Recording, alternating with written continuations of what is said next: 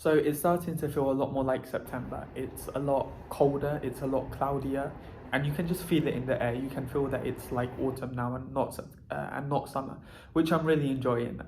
I woke up around 7:15. Last week I had a rest week, but this week I want to try and get back to my routine. So I want to try and have that early morning start, so I can kind of like enjoy the mornings, because like I really enjoy autumn mornings. They're great. So I got ready and went on the train.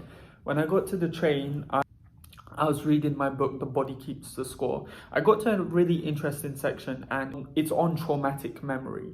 And what it basically says is, when you have like traumatic memory, I'm just kind of like summarizing because I found it interesting.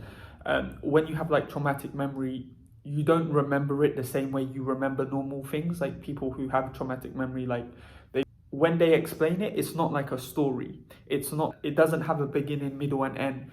The way it comes randomly. Sometimes you forget, sometimes you remember, depends on what triggers it. And it's basically because it's to do with like the different parts of the brain. So like when like when you go through trauma, different parts of the brain light up. And when it's trauma, it's not the storytelling, the context, the part of the brain that understands this was then and this is now. It's not those parts of the brain that activate. It's the fear detecting bit of the brain, and those bits, they're good for fear detecting, but they're not good for storytelling, time analysis, coherent memory, and things like that. So it's really interesting. I'm thinking of making a post on LinkedIn about it, since I don't have any internships to talk about. When I went to the gym, I saw this guy at the gym, and basically he was my teacher for the tutorial. So he's like a PhD student, and he's a really great guy. And I got talking to him in like the changing room before my workout. I was telling him like, oh, I was thinking about doing a master's, right? So that's kind of where the conversation got to. And he basically brought to my attention I should start thinking about the master's process now, because he brought to my attention that the application process was nearing, and it makes sense, right? Now that the academic year starting, there's all these deadlines, and that includes the application for next year. So it kind of makes sense, because you apply like a year before, so kind of makes sense. So it was good that he brought that to my attention, because that is something that would just kind of slip my mind, and it's something that I will hear in passing, like by the time it's too late. So I was very glad he mentioned that to me. After that, I went to Dillon's. It was like super busy today. It was lovely to go to Dillon's on like this cloudy autumn September day.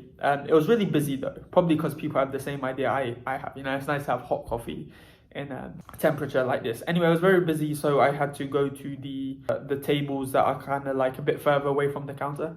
I was sitting down, and this old, I think the American couple came, and they like sat down, and I just kind of assumed that they were like visiting, that they were like tourists.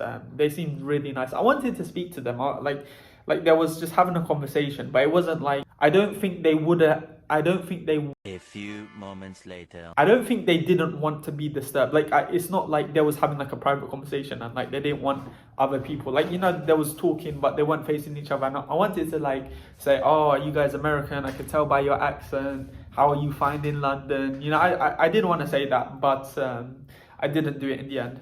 But next time. I then went into this other place in UCL. It's just kind of like a cafeteria, student union place where you can get food. There's a microwave in there, so I warmed up my food. Simultaneously, I went through my lecture series. I've been loving the lecture series, because learning when you're interested in what you're learning about, and like you do it of your own accord, really fun. And it's really interesting. Like I'm interested in physics, and obviously I am enjoying my course, but like when I go to the lecture and stuff, like it's not as fun as like when you see a topic and you go and search for it, and like this long lecture series comes up and you can just watch it. I don't know what it is. It's just super interesting. I'm learning so much about like the body, and like today, for instance, I was learning about the acid alkaline balance in like the blood and the cells, and it's just super interesting. I need to think of a better word for interesting. I then headed back home, whereby I had a little break by watching this anime that I've been watching called Hajime no Ippo. I've been loving it so much. It's super fun to watch. It's really funny as well. The humor in it is super golden. After that, I sat down with my laptop, and I started to go on like all these different websites of like of different universities, and try to find out when to and tried to find out about the applying to a master's degree process. Specifically, I was looking at deadlines and entry requirements.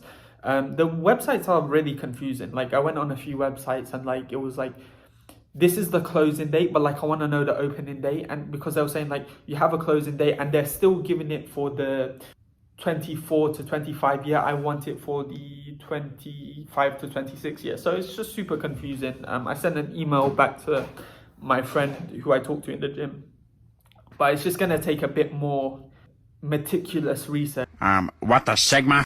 I actually got really excited when I was doing this because obviously I was looking at like the universities, like I looked at Queen Mary, I looked at UCL, but I also was looking at like Oxford and Edinburgh, and then like this kind of idea came that like, okay, they're probably really good places, but there's no reason why I can't still get a first in my degree, right? I mean, I haven't gotten first grades, like to get a first you need like 70%. I haven't averaged that in the first or second year, but there's no reason why I can't try really hard for the first year, and there's absolutely no reason why I can't get it, you know. So I was like, you know, the possibility of me applying to like a really nice uni, like not that I'm unhappy with the uni that I'm going to. If I could stay here, that'd be a blessing, you know, like applying to Cambridge, applying to Edinburgh. The thought of me like moving out of London, that just kind of like really excited me, and it just excited me. Like, that'd be so cool. Like, imagine studying in Edinburgh. I think I made a video where I was talking about like this lady done like a vlog in like Edinburgh, and I thought that was really cool. So now I'm thinking like, oh, maybe I might study in Edinburgh. So that'd be really cool. Anything else to mention?